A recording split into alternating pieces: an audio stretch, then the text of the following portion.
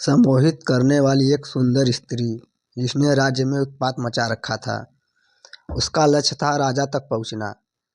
तो चलिए शुरू करते हैं आज की स्टोरी। राजा निरंजन एक युवा राजा थे। उनके राज्य का विस्तार बड़ी तेजी से हो रहा था, लेकिन उन्हें एक अजीब समस्या का सामना करना पड़ रहा था। एक बहुत ही सुंदर स्त्री, बला की खूबसूरत, लेकिन वो सम्मोहन में बड़ी कुशल थी। उसने न सिर्फ इस राज्य बल्कि कई राज्य में अपना जादू चला रखा था। सम्मोहित करके वो लोगों से कुछ भी काम करवाती थी। राज्य में चोरी, लूटपाट और खून आम बात हो गई थी। उस स्त्री का लेकिन अभी तक कोई पता नहीं लगा पाया था। ना ही ठीक से उसके बारे में कोई बता पा रहा था। आए दिन राजा के सामने कोई ना कोई याचना लेकर राजमहल आता था। राज्य में चर्चा थी, उस स्त्री का अंतिम शिकार राजा होगा, क्योंकि राजा को सम्मोहित करके वो राज्य की रानी बनना चाहती थी। तब से राजा की रक्षा और भी बढ़ा दी गई। एक दिन एक भाई अपनी बहन के साथ राजमहल में आया। दोनों की हालत बहुत खराब थी। भाई अपने बहन के माथे पर हाथ रख कर आया था। बहन घायल थी और वो जन्म से ही बोल नहीं पाती थी। राजमहल में उसे जाने नहीं दिया गया। सैनिकों ने उसे द्वार पर ही रोक लिया। राजा ने दूर से यह देखा और उन्हें पहले उपचार के लिए राजमहल के उपचार केंद्र में भेजा गया। राजा ने स्वयं उपचार केंद्र जाकर उन्हें देखा। भाई और बहन दोनों रो रहे थे। रोता हुआ भाई बोला कि मैंने बड़ी मुश्किल से इसके विवाह के लिए स्वर्ण आभूषण बनवाए थे, लेकिन वह सम्मोहिनी हमें सम्मोहित करके सारे आभूषण लेकर चली गई। मेरी बहन मुझसे ज़्यादा सतर्क थी, इसने उसकी आंखों में नहीं देखा। इसलिए जब वो आभूषण छीन रही थी, तब इन दोनों में छीना झपटी हुई और इसकी यह हालत हो गई। राजा ने उस लड़की की ओर देखा।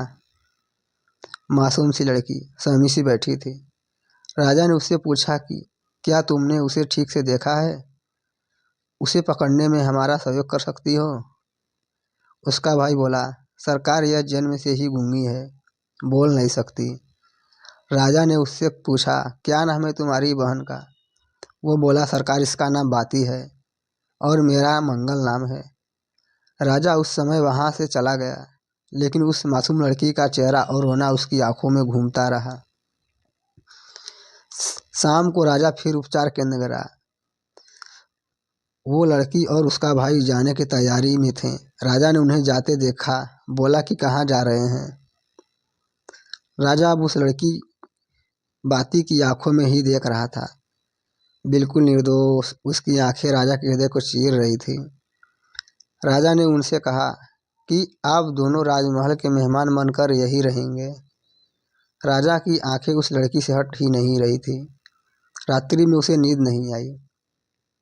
रात्रि में ही राजा ने विचार कर लिया कि उसे क्या करना है। सुबह राजा शीघ्र ही उठ गया। उसे बस बाती को देखना था। वो उसके कक्ष में गया। बाती ने राजा को देख पहले खुद को संभाला।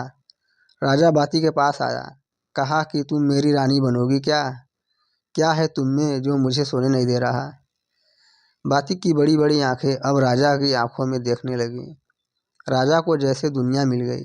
राजा ने बाती को जोर से पकड़ लिया और अपने सीने से लगा लिया। उसका भाई कक्ष में आया और उसने राजा को बहन के साथ ऐसी दशा में देख कहा, महाराज आप यह क्या कर रहे हैं? राजा ने बोला, यह हमारी रानी बनेगी। बाती ने शर्म से आंखें झुका ली। राजा ने अपने मंत्रीगण को कहा कि कल ही उनका विवाह होगा, प्रबंध किया जाए। राजा के महामंत्री को खबर खुशी के साथ थोड़ी संकोच भी लगी। तभी अचानक द्वार पर एक लड़की बहुत रो रही थी। महामंत्री वहां गए। तब उन्हें पता चला कि वो लड़की भी बोल नहीं सकती। वो इशारों में कुछ समझाना चाह रही थी। थोड़ी देर बाद समझ आया कि उसका भाई सम्मोहिनी के वश में है, ऐसा यह कहना चाह रही है। महामंत्री को अब शक होने लगा। उसे पता चल गया था कि यह उसकी असली बहन है और राजा भी अब उस सम्मोहिनी के वश में है। राजा एक पल के लिए भी उसका हाथ वो छोड़ नहीं पा रहा था। सम्मोहिनी भी राजा को इस हालत में देख बहुत खुश हो रही थी। वो सोच रही थी, यह राजा तो अब मेरे लिए मरने को भी तैयार हो जाएगा। बस मुझे इसे इसी तरह सम्मोहित करके रखना होगा। महामंत्री को लग गया कि राजा को अब इस स्त्री के चंगुल से छुड़ाना होगा। वो राजा के पास गया और कहा कि राजा, कल आपका विवाह है और विवाह के पूर्व कुछ रस्में और शगुन होते हैं, इसलिए विवाह के पूर्व आप ऐसे रानी के साथ एकांत में नहीं रह सकते।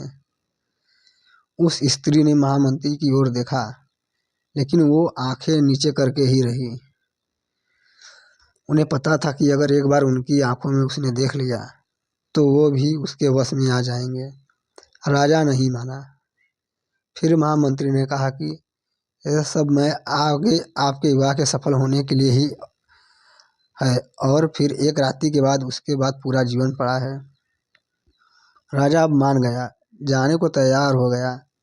सम्मोहिनी की विशेषता थी कि वो कुछ बोल नहीं सकती थी, इसलिए कुछ बोल नहीं पाई और राजा वहाँ से चला गया। महामंत्री राजा को उसके कक्ष में ले गए। उन्हें पता था कि राजा को सच बताने से कोई फायदा नहीं है, क्योंकि राजा उनकी बात नहीं मानेगा। उन्हें किसी तरह सम्मोहिनी के मुंह से कुछ बुलवाना पड़ेगा। इसलिए उन्होंने कहा कि राजा, अब से मंडप तक रानी आपको देख नहीं सकती, नहीं तो बड़ा अनर्थ होगा। इसलिए मैंने निर्णय लिया है कि हमें रानी की आंखों में काला कपड़ा बांधना होगा। राजा की हालत एक पागल से कम नहीं रह गई थी। उसने कहा, आपको जो सही लगता है करें, लेकिन कल मेरा विवाह कराएं और अधिक विलंब नहीं करें। महामंत्री ने कुछ महिलाओं को उस सम्मोहिनी के कक्ष में भेजा, जिन्होंने उसकी आंखें काले कपड़े से बंद कर दी। साथ ही 2 स्त्रियां वहीं रही ताकि वो खोल ना सकें। सम्मोहिनी विवश थी कि क्योंकि वो बोल नहीं सकती थी, वरना उसका भेद खुल जाता, इसलिए वो चुप रही। अगले दिन मंडप सजाया गया था। राजा आतुरता से वहां उसकी राह देख रहा था। दुल्हन को लाया गया। आंखों पर काला कपड़ा था। फिर मंडप पहुंचने पर कपड़ा हटाया गया। जैसे ही कपड़ा हटा, सम्मोहिनी को कुछ दिखाई नहीं दिया, जिस कारण उसे पीड़ा और क्रोध आने लगा, क्योंकि उसकी शक्ति तो आंखों में ही थी।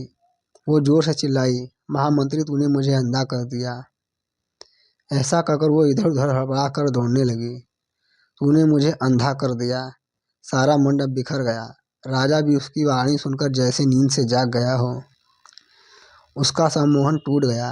राजा ने कहा, तो अच्छा तो तुम हो, वो हमें भी धोखा दे रही थी। सम्मोहिनी को फिर पहरेदारों ने पकड़ा और कारागार में डाल दिया। राजा ने महामंत्री से पूछा कि आपने यह कैसे किया। महामंत्री ने कहा कि उसकी शक्ति उसकी आंखों में थी। मैंने कुछ समय के लिए उसे एक पदार्थ से अंधा किया और उसकी असलियत सामने आ गई। राजा ने उन दोनों भाई बहनों को धन्यवाद के साथ विदा किया और महामंत्री को भी उन्हें और राज्य को बचाने के लिए धन्यवाद दिया। तो दोस्तों, आपको यह कहानी कैसी लगी हमें कमेंट कर ज़रूर बताएं। इसी तरह की अच्छी कहानियाँ सुनने के लिए हमारे साथ बने रहिए। साथ में चैनल सब्सक्राइब भी कर दें। धन्यवाद।